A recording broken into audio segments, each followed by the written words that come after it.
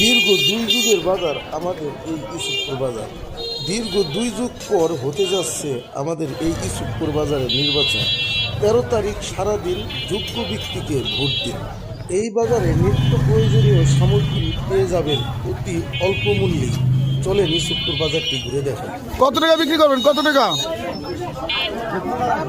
বাংলাদেশের বৃহত্তম আড়ালি এই বিল থেকে সকাল সকালে চলে আসছে এই বাজারে একদম তাজা তাজা মাছগুলার নড়াচড়া দেখে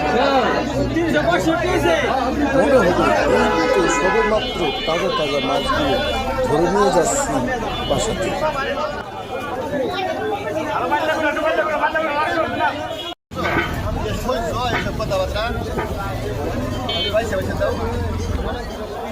ওই হেলাল ভাই,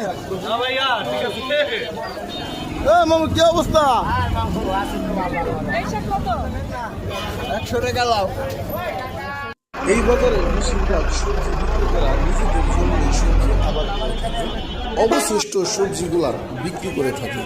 এজন্য এই সবজিগুলা মানসম্মত হয়ে থাকে। লিটন ভাই,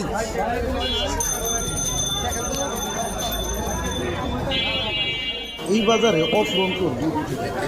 আপনার আমার বাসায় সামাজিক অনুষ্ঠানের জন্য সময় উপযোগী এই বাজার।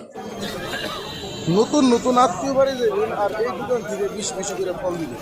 তাহলে গুঁড়ো পাওয়া যায় না? হ্যাঁ, এটা শীতের পিঠে।